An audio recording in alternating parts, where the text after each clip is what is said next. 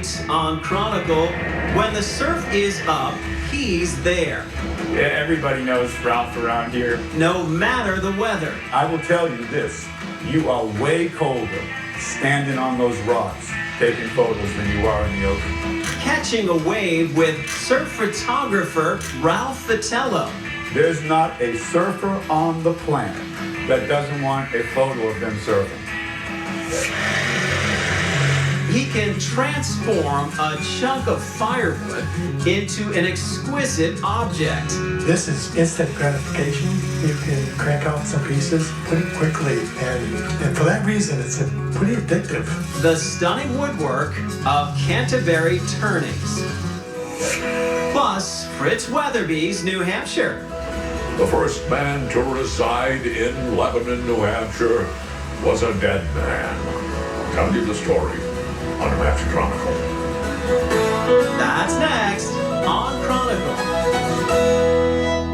You gotta love New Hampshire wintertime, right? Gorgeous here. It may be March, but there is still plenty of great skiing to be had in the Granite State. After all, sliding down the mountain on two planks is the official state sport. It is so fun. Welcome to Cranmore Mountain Resort in North Conway. What started in 1937 with a single rope tow has grown just a little bit. Yeah, Cranmore boasts 56 trails and glades with terrain for all levels out there. There are 8 lifts to get you here to the top. Wait, Erin, there is a whole lot more too. That's right, because there is a year-round mountain adventure park right here. Also snow tubing, and we're here for Cranapalooza, where you can do s'mores and sit by the fire and do some games. Listen to some live music, après ski here too, and you name it. You know, there are many snow lovers you may remember back in the day who gave up their skis for a snowboard so they could surf on the slopes. The people you're about to meet also surf in the dead of winter on the ocean.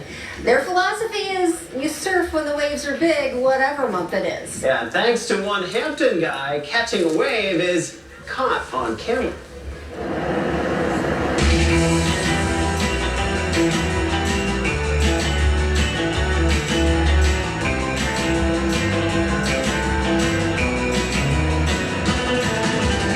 The middle of winter may not seem like the best time to hit the water. But if you're a local surfer here at North Beach and Hampton, this is one of the best times to catch some waves. The cold doesn't matter. With these wetsuits these days, technology, it's pretty amazing how warm we are. It's a lifestyle that pulls men and women to the ocean any time of year. You know, a lot of people say, I don't know how you do it in the cold water, but to be honest, we don't really know any better.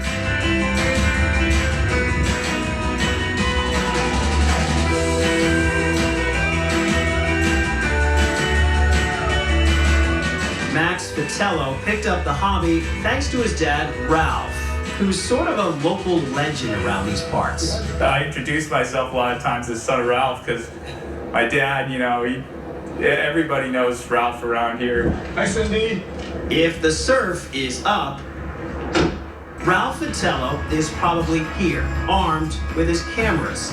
He is known for documenting New Hampshire surfers and publishing the best stuff on his weekly blog. There's not a surfer on the planet, on the entire globe, that doesn't want a photo of them surfing. We met Ralph Fatello at his home studio in Hampton. This is the original and the summer poster. It's filled with memorabilia of his surfing days and posters for surf movies he's made. Ralph says it all started when he was a kid growing up in Massachusetts. Well, in 1963, my brother and I we were actually in training to become stuntmen in Hollywood. But when he saw surfing on TV, it changed his life. Guys were surfing, black and white, like, what's that? He goes, this surfing? I'm like, what's that? You know, like I'm watching it, that just like something like hit me.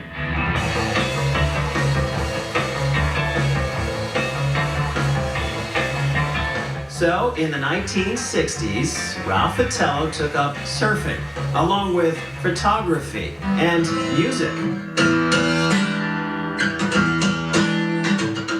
He's played in numerous bands over the years, and he's a proud vet too. Ralph served with the Marines in Vietnam.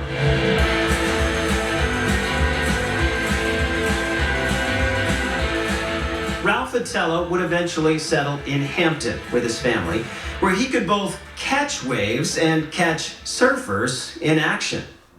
The thing about surf photography is you really have to know surfing. Like I could take, if Ansel Adams was alive today, and take him down to the beach and say, shoot some surfers. He wouldn't know what to shoot.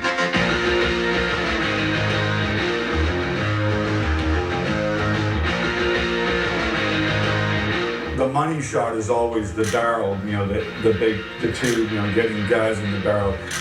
In winter, muck boots and layers are important as you search for that perfect shot. I will tell you this, with 100% certainty, I know what it's like to surf in the dead of winter.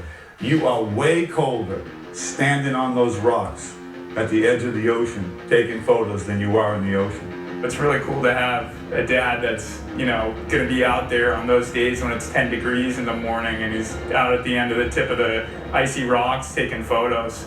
Max has got a great air. He just got a great little air. Once he gets what he needs at the beach,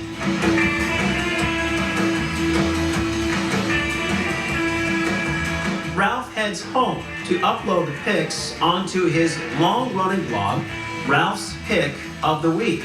This is my 19th year, and my goal is to make it to 20 years. The blog now has tens of thousands of followers all over the world. Surfers love to see what he's captured, check on conditions, or read about funny stories. Oftentimes, his favorite posts are just waves. He loves their natural beauty.